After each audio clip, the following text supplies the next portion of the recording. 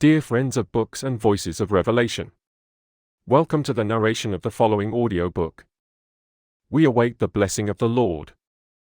By Watchman. I would like to share about the fact that all Christian work depends on God's blessing.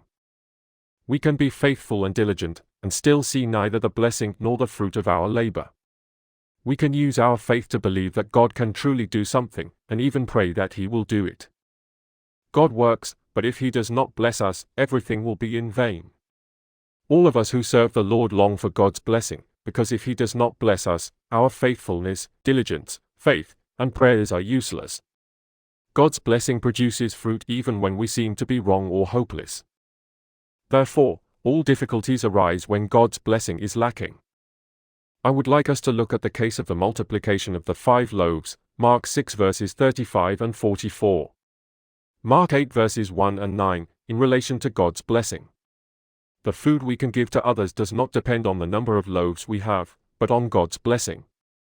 If we had more than 100 loaves, they would not be enough to feed 4,000 or 5,000 people, because this matter does not depend on the resources available.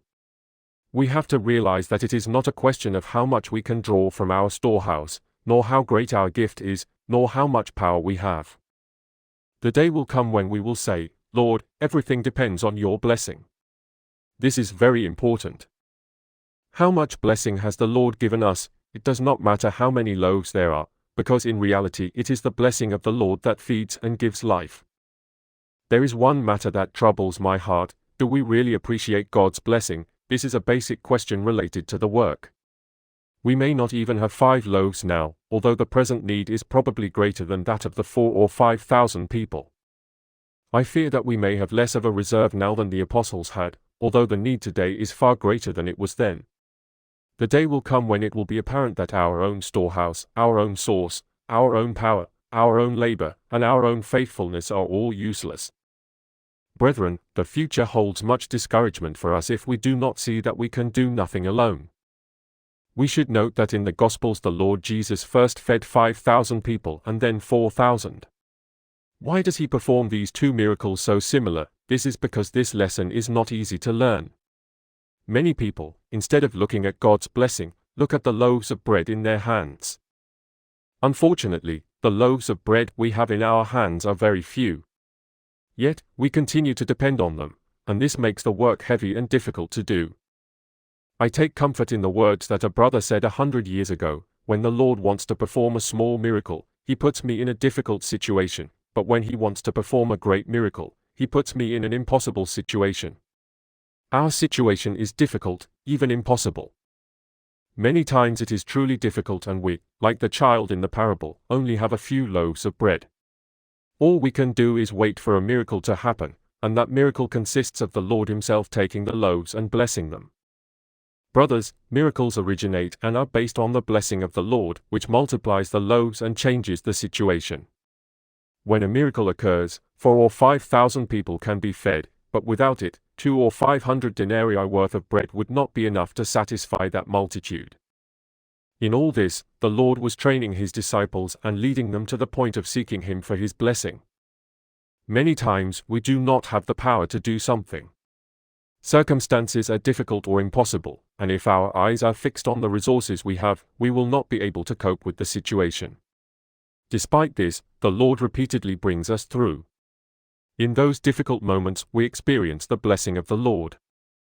When we have the blessing of the Lord, everything goes well and without difficulties. The Lord desires to bring us to a point where we have never been, where His. Let the blessing come first. When the Lord brings us there, we can go on. Otherwise, we will continue to say that 200 denarii worth of bread is not enough. We alone cannot meet the need around us. All of us and all of our money are not enough to meet the need that exists. But the Lord does know what to do at such times. In the Lord's work, having His blessing is essential, nothing else matters. Brothers, if God allows us to see that His work depends on His blessing, then there will be a fundamental change in the work we do for Him. Then neither the number of people nor the money or bread we have will matter. What is before our eyes is not enough, but the blessing is. The blessing supplies the need that we cannot meet. Although we cannot meet the need, the blessing is far greater than our lack. If we see this, our work will undergo a radical change. In all that happens, we must pay more attention to the blessing than to the situation. Methods, prudence, human wisdom, and eloquence are of no value. In the Lord's work, we must believe in His blessing and await it. Many times we are careless and harm the work, but this is not a problem, because if the Lord blesses us, even a little, we will be able to move forward in any circumstance. Our desire is that everything goes well in the work. We do not want to make mistakes or speak or act carelessly. However, we should not worry about this, because when we have the Lord's blessing, we cannot do anything wrong, even if we are wrong. Sometimes it seems that we have made a very serious mistake, but if God's blessing is present, it will not be a mistake. I once told Brother Witness that if the Lord blessed us, the things we did well would be right, and the things we did wrong would also be right. Nothing can harm the blessing. The important thing is to live in a way that does not hinder God's blessing. Some of our habits force God to withhold His blessing, therefore, we must eliminate them.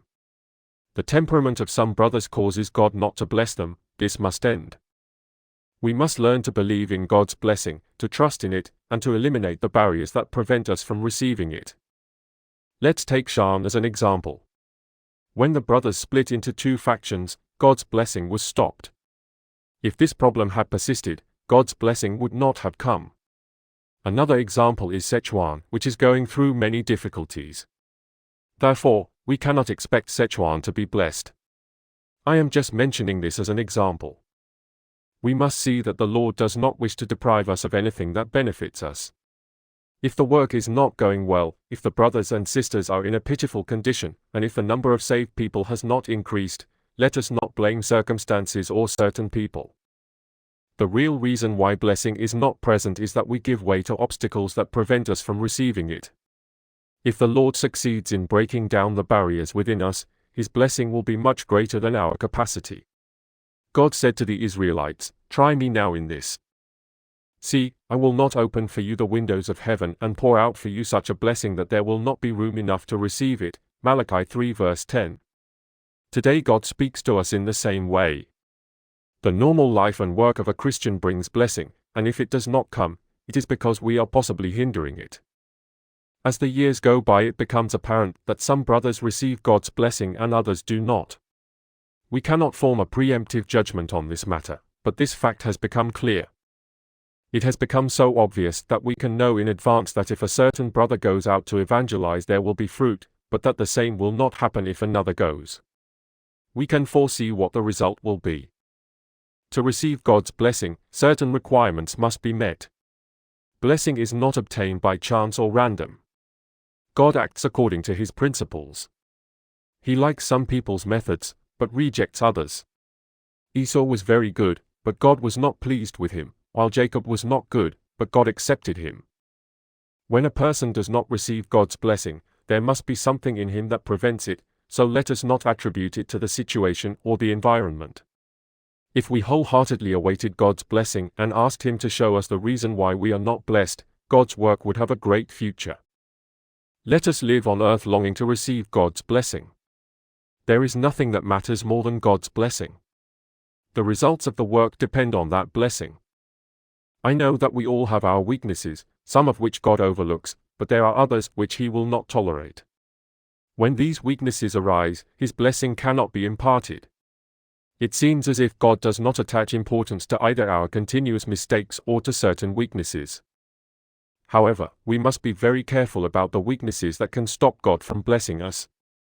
We cannot eliminate all our weaknesses, but we must at least ask God to have mercy on us and give us His blessing. We must pray like this: "Lord, I am a weak vessel, but do not let me be so shallow and small that I cannot contain your blessing." Even if we have no depth and are small, we can contain His blessing. Blessing and gifts are God's work. May God have mercy on us.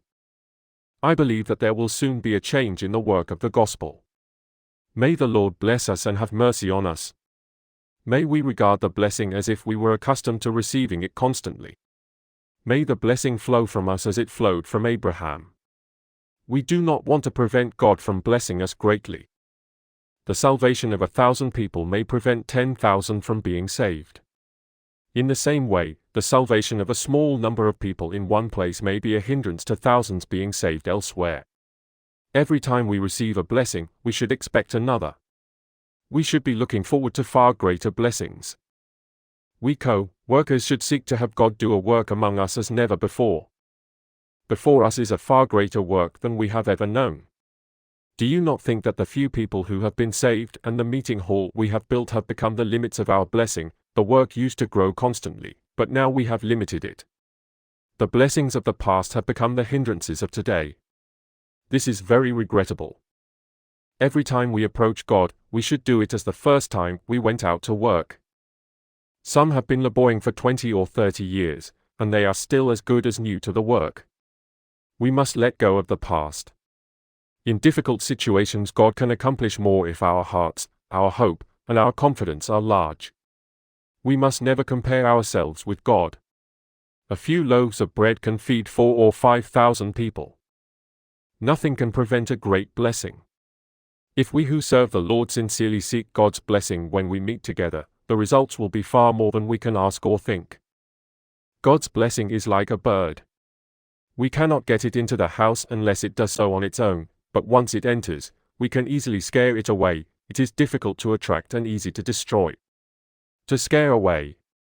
It only takes one carelessness to scare away the blessing. We cannot force God to do something. He blesses whomever He wishes to bless. Over the past 2 or 3 years, I have observed the co-workers.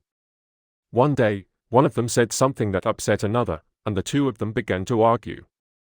The first one was absolutely right in what he said and did, but in my heart I wanted to say to him, "Brother, you are right, but should we behave according to what we judge to be right or wrong, or should we behave according to what will bring God's blessing?"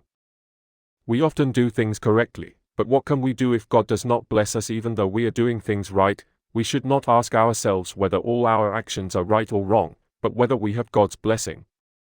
Our goal is not to do what is right and reject what is wrong, but to ask God to bless us. If we seek to have God bless the work, this will greatly limit our way of speaking and living. We may be right, but will God bless us for this? It is very easy to cut off our own blessing and that of others. Our standard should not be to follow what is right and turn away from what is wrong. What we are interested in is God's blessing. Perhaps the two arguing brothers are right, but can God bless that work? Our lives must be governed by God's blessing. God in His work will not bless what is wrong, nor will He bless what is right. When we remain in one accord, the blessing comes. It is very important for us to know that it is a very serious matter for brothers to argue. We may be right, but the blessing stops. Brothers, let me warn you in a solemn way, you must not speak rashly or think that it is enough to be right. May the Lord have mercy on us. Brothers must be very careful when they speak to each other. They must not criticize each other. It doesn't matter who is right, because what good is it if we are right, but the Lord doesn't bless us? The work is not built on our abilities, nor on our gifts, nor on our faithfulness, nor on our work. Without God's blessing, everything ends. What is blessing? It is the work that God does without reason. Logically speaking, a penny can buy a penny's worth of goods. But sometimes, without our spending a single penny, God gives us 10,000 pennies worth of goods. This means that what we have received is beyond what we can conceive. God's blessing is the work that He does without reason. This work exceeds what we should receive. 5 loaves of bread fed 5,000 people, and there were still 12 baskets left over. This is blessing. Some people should not get good results in what they do. Normally, they would get little, but amazingly, they receive an abundance. All our work should be built on God's blessing. Blessing causes us to receive what we do not deserve and exceeds what our natural strengths and gifts can achieve. Although due to our weaknesses and failures we do not deserve to get good results in what we do, amazingly we achieve something. This is the result of blessing. If we seek the Lord's blessing, we will obtain something that goes beyond what we expected. Do we expect God to prosper our service? Many brothers are satisfied with the results that they themselves can produce. When there is blessing, the result is not proportional to the cause. If we only seek results based on who we are, if we are content with obtaining little fruit and have no hope of achieving something great, we run the risk of losing God's blessing. Since our eyes are fixed on the fact that we are working day and night, God cannot do anything beyond what we expect. We must be in a position where God can bless us. We must confess to the Lord that we cannot accomplish anything alone, but that He will grant us His blessing for the sake of His name, His church, and His way. To have faith in the work is to believe and hope for God's blessing. In God's work, to have faith means to have the conviction that the result is not proportional to what we are or do. When we put this into practice, God will bless our work. I hope that when we speak of emigrating, the Lord's blessing will exceed what we expect. Sometimes it seems as if God is not only not giving us His blessing, but also intentionally withholding it. It is a very serious matter for God to withhold His blessing, more so than it is for Him to give it to us. Our ability, our gifts, and our continued labor should be enough to bring about good results in the work, but that is not the case. When God withholds His blessing, we get less than we should. We may labor for a long time, without any fruit. Even though we are diligent, we do not get much. This is what happens when God withholds His blessing. Can we see how serious this is? We should never argue about the best way to do things. Being right is of no use. Our concern should be to have God bless us. We may be absolutely right, but it is of no use if God does not bless us. It is all right to fish all night, however, we find that God does not bless us. Our goal is not to do what is right, but to experience God's blessing. David and Abraham made mistakes, Isaac was not very useful, and Jacob was very clever, yet God blessed them both. What counts is not whether one is good or bad, but whether one is blessed by God. We may be much better than Jacob, but if God does not bless us, it is of no use to us. We should seek God's blessing. When we argue, we may be right, but it is of no use to us without God's blessing. The future of the work does not depend on whether we are right, but on God's blessing. If God grants us His blessing, we can send people to remote areas, and sinners will be saved. Without God's blessing, no one will be saved, there will be no workers, no one will give offerings, and no one will be able to emigrate. When we have God's blessing, even if things seem wrong, they are right, and we cannot go wrong even if we tried. At one meeting, we sang a hymn that we thought was wrong, but to our surprise, it brought much blessing. Sometimes, while we are preaching, it seems as if we are not saying the right thing or speaking to the people we should, but God still blesses some of those who listen. When we go back to preach, we may not say the right thing again, but God blesses another group of people. I do not mean that we are deliberately negligent, but that even if we want to go wrong, we cannot, because we have God's blessing. We may think that our mistakes can be an obstacle to God blessing us, but He does not take this into consideration. God said, "Jacob I loved, but Esau I hated," Romans 9 verse 13. God blesses whom He pleases. This is a very serious matter. We must not think that blessing is of no importance. Souls and the consecration of people depend on the blessing. Perhaps 50 souls or 100 consecrations are included in that blessing. The words, attitude, and opinions of certain people can stop God's blessing. We must ask the Lord not to leave us in peace within until we obtain His blessing. If we do not do this, the sin of losing the Lord's blessing will be far greater than any other sin we have committed.